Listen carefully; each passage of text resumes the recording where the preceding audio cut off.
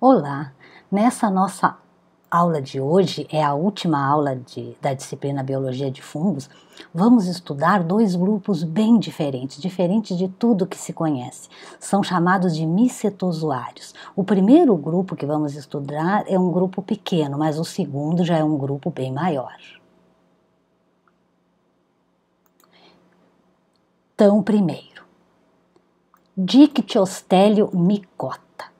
Então, reparem que o final micota, né? Então, o mesmo que se usa em fungos. Por quê? Porque estes organismos, eles sempre foram estudados por micólogos, né? Então, segue a mesma terminação.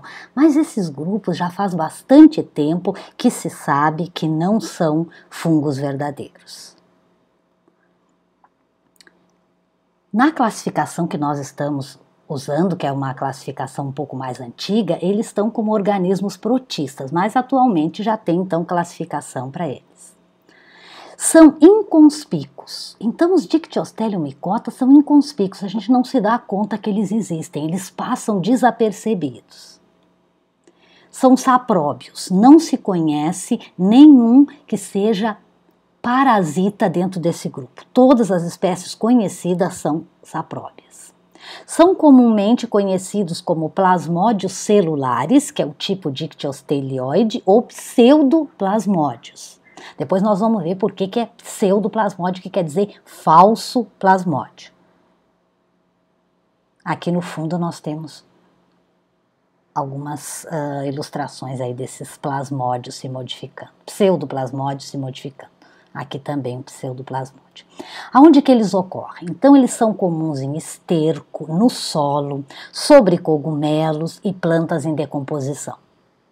Todos sapróbios, então. São dispersados por animais. Então os esporos desses organismos, eles são dispersados por animais que se alimentam dos esporos e depois dispersam, né, esses esporos. Características, então, a fase somática é microscópica. Então, o corpo, né, a fase somática é microscópica. As estruturas reprodutivas são pequenas, inconspícuas e efêmeras. Então, além de não se perceber, ainda elas duram pouco, são efêmeras, né, que duram pouco. A unidade básica é uma ameba haploide, uninucleada e desprovida de parede, que se nutre de bactérias por fagocitose. Então a unidade básica deles é uma ameba e ela se nutre de bactérias por fagocitose. E o ciclo de vida, então, tem várias etapas. Inclui agregações ameboidais, então as amebas se agregam e formam uma estrutura que é o pseudoplasmódio, pois as amebas mantêm sua individualidade. Então no pseudoplasmódio cada ameba mantém a sua célula, elas se agregam, não se fundem, se agregam. Microcistos, quando as amebas se incistam, e esporos formados em esporóforos. Os pseudoplasmódios parecem formar-se por sinais químicos. Então, como que essas amebas se juntam, se agregam? Então, os pesquisadores descobriram que é por sinais químicos, que foram chamados de acracinas. Quem são essas acracinas? O AMP cíclico ou peptídeos podem ser as acracinas. Como é que é o ciclo de vida, então, de uma das espécies desse grupo? Então, aqui nós temos um esporo que, então, foi dispersado, né? E quando ele germinou, de dentro desse esporo saiu uma ameba. Esta ameba, então, ela é haploide, né, e vai se alimentar de bactérias, né? Mas essas amebas, elas ficam por um tempo, assim, se nutrindo de bactérias, até que, por esses sinais químicos, elas se agregam. Então, milhares de amebas se juntam e formam uma estrutura que se chama pseudoplasmódio. Esta estrutura, ela é haploide, porque aqui tudo é haploide, ela é haploide e é pluricelular, porque as amebas se agregaram, mas elas não se fundiram, cada uma manteve a sua célula, então é pluricelular. Esse pseudoplasmódio é uma estrutura assim hialina, né, transparente. Esse pseudoplasmódio, ele é atraído pela luz. Então ele se move assim meio lentamente em direção à luz, até que ele encontra um local adequado, aí ele se fixa nesse local e vai se transformando na estrutura de reprodução, que geralmente é um esporangióforo com um esporângio na ponta, cheio de esporos que são dispersos e quando germinam nessa célula ameboide, nesta ameba. Tá? Então, isto aqui, né, vai ocorrendo uma reprodução assexual, né, mas ocorre reprodução sexual também. Duas amebas que forem de diferente compatibilidade, então mais e menos, né, que corresponderia a masculino e feminino, se unem, então ocorre plasmogamia seguida da cariogamia. E aí forma um zigoto, e esse zigoto então fica encistado, forma um cisto, que é a fase de resistência desses organismos. Esse cisto aqui, quando as condições ficam boas, porque se as condições estão ruins, permanece como cisto, já que é a fase de resistência. Mas se as condições estão boas, ou quando elas ficarem favoráveis, ele germina. E a primeira divisão, como é 2N, é uma meiose formando amebas N, porque esses organismos são N. Então toda esta parte aqui é N, né? Aqui é N mais N, tá? Mas tudo aqui N, e aí já ocorre a cariogamia, e a única etapa 2N é esse macrocisto, que seria, né, correspondente ao zigoto, porque aqui a gente tem um núcleo 2N, certo? Então esse é o ciclo deles. Então eles se modificam, né, diferente de tudo que a gente conhece. E aqui neste gráfico é para mostrar o seguinte: se no laboratório, se a gente der todas as condições favoráveis para esses organismos, quanto tempo seria preciso para ir da fase das amebas se agregando até a estrutura de reprodução? Quanto tempo isso levaria? Na natureza é variável, porque as condições vão variar, mas no laboratório, com as condições adequadas, quanto tempo seria? Então, foi feito esse experimento. Aqui a gente tem o tamanho em milímetros e aqui a gente tem o tempo em horas. Então aqui tem essa estrutura e aí chega até a formar a estrutura reprodutiva, que tem de 1 a 2 milímetros. E isto aqui leva em laboratório, em condições de laboratório, 8 horas, para que disto aqui chegue nesta estrutura aqui. Este aqui, esta espécie Dictyostelium discoideum, esta estrutura de reprodução dessa espécie é de uma cor de vinho, cor de vinho tinto. Então, na lupa se consegue ver essa estrutura, com um aumento grande da lupa se vê, tá? Mas muitas são hialinas, então esses organismos são inconspícuos, né? E ainda essas estruturas são efêmeras, duram muito pouco, então é muito difícil de conseguir perceber, né, na natureza. E como é que é a classificação? Então só tem uma classe, é um grupo muito pequeno, Dictyostelium micetes, uma única ordem também, Dictyostelium micetalis, 3 gêneros e mais ou menos 50 espécies. Mas uma coisa que a gente tem que comentar é que muito poucas pessoas, muito poucos pesquisadores estudam esse grupo. Então pode ser que tenha aí toda uma diversidade desconhecida, mas é um grupo pequeno, sem dúvida. Este segundo filo nós vamos estudar é Myxomicota. Myxomicota já não é um grupo tão pequeno, já é um grupo maior. Isso aqui são estruturas de reprodução deles. Tá? Então, esses Myxomicota, eles também, pela classificação que nós estamos seguindo, estão lá no grupo dos protistas. São conhecidos como plasmódios verdadeiros ou acelulares.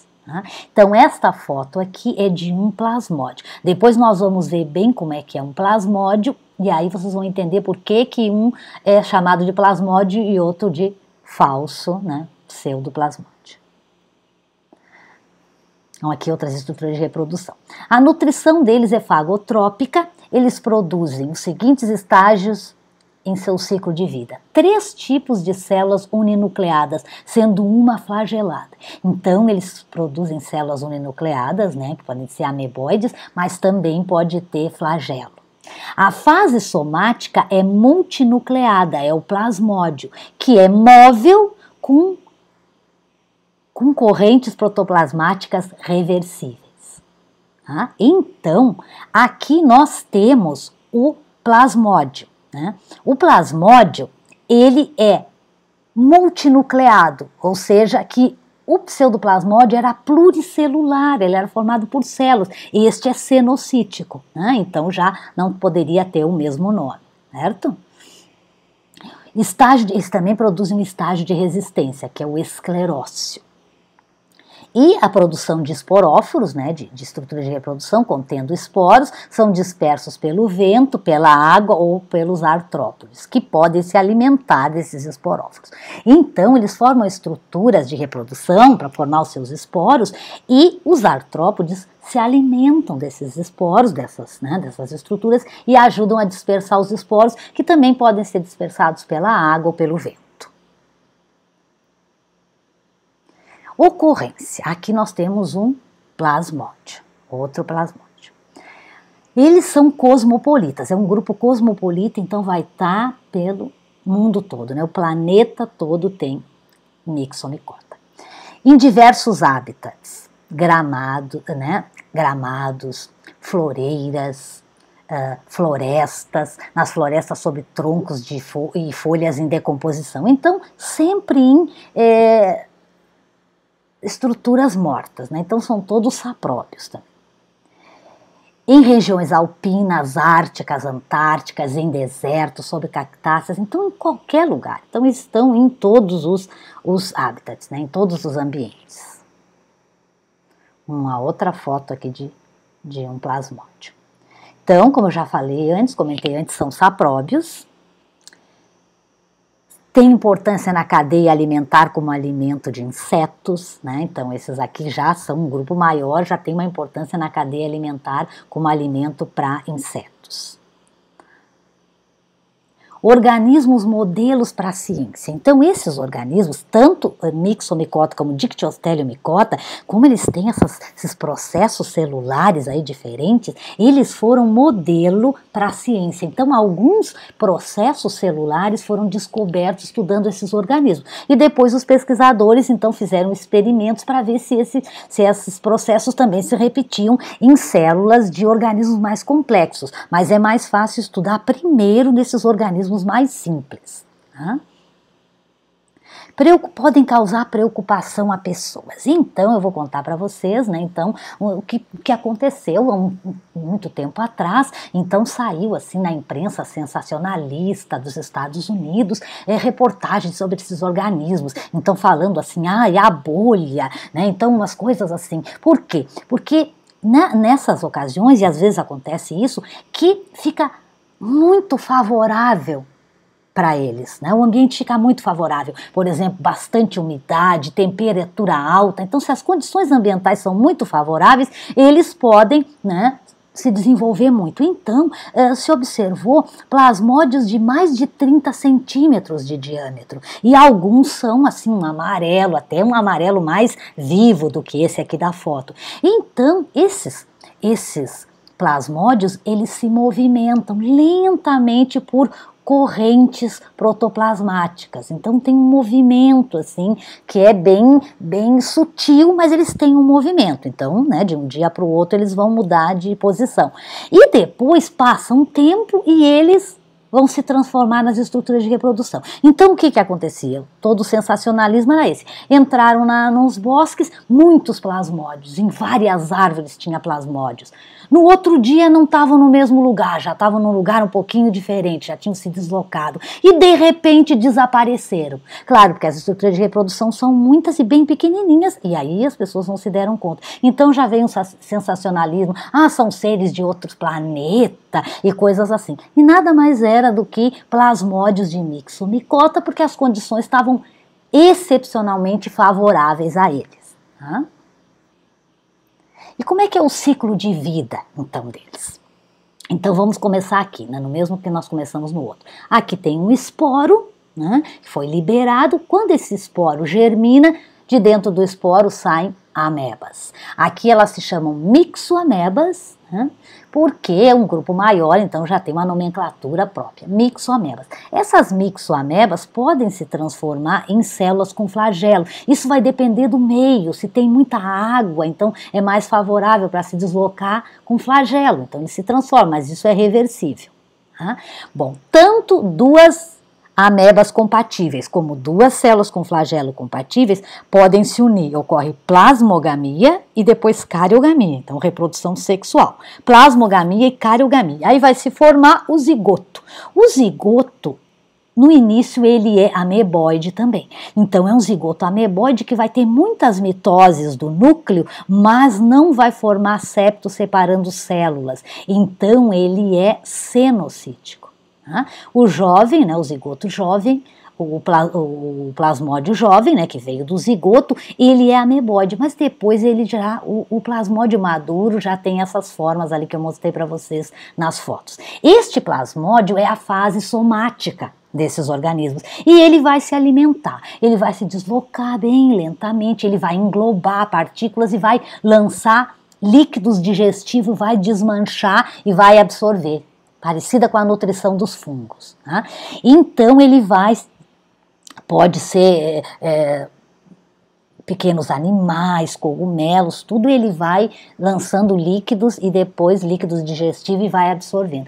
Mas chega num momento em que ele se fixa em um lugar e se transforma em várias estruturas de reprodução.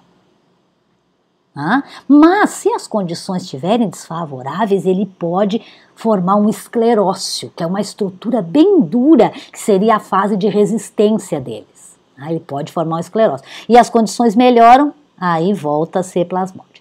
Então, quando ele se fixa num lugar e forma muitas estruturas de reprodução, geralmente é um esporângio, um esporangióforo com um esporângio, né? Mas pode variar um pouquinho, tem outras estruturas também que eles formam. Então, esporangióforo com esporângio. Só que ele, olha aqui, isso aqui tudo veio do zigoto. O zigoto só teve mitoses. Então, ele é 2N. Então, dentro dessa estrutura vai ocorrer meiose, e aí aqui já está o esporângio maduro, vai formar os esporos que são N, que são haploides. Então, esta parte aqui, essa parte é haploide, e aqui diploide 2N. Tá? Aqui nós temos um esquema mostrando que é o mesmo ciclo, só que bem esquemático. Então, os esporos, que são N, formam a mixoameba pode se transformar no zoósporo, e vice-versa. Dois desses de diferente compatibilidade, ou dois desses, se unem, plasmogamia e cariogamia, formam o zigoto 2N, que vai se transformar no plasmódio. Esse plasmódio depois ele se transforma nas estruturas de reprodução, que aqui está meio antigo, né? Então está frutificação, mas são as estruturas de reprodução, onde vai ter meiose e vai se formar os esporos de novo. Certo? Então isso é simplificado desse ciclo. Agora uma coisa que eu quero chamar a atenção é o seguinte, este é o plasmódio. De Dictyostelium micota era o pseudoplasmódio. Então, esse se chama plasmódio, esse foi descoberto primeiro, então recebeu o nome de plasmódio. Ele é 2N diploide, porque ele veio do zigoto, não teve meiose aqui, só vai ter aqui. Então, ele é 2N e ele é cenocítico, é uma massa com muitos núcleos. Cenocítico. O pseudoplasmódio lá do Dictyostelium micota, ele é N, ele é haploide e ele é pluricelular, porque cada ameba mantém sua célula. Então não poderia receber o mesmo nome, são bem diferentes. Então aquele foi descoberto depois e foi chamado de pseudoplasmódio, falso plasmódio. Este aqui é mais uma foto de um plasmódio. Bom, a classificação deles como é que é? Então a classe é uma classe única, Myxomicetes, com várias ordens. Tá? Então nesse grupo aqui, ele é um grupo maior, já tem em torno de 700 espécies conhecidas. Então 10 vezes mais, né? Mais de 10 vezes mais espécies que Dictyostelium micota. Certo? Então, com isso nós terminamos a parte teórica da disciplina Biologia de Fungos. Tá? Eu espero que vocês tenham gostado, tenham entendido, e agora temos que fazer algumas aulas práticas para ver, né, na prática, ver esses organismos, como é que eles são, certo? Então, até lá!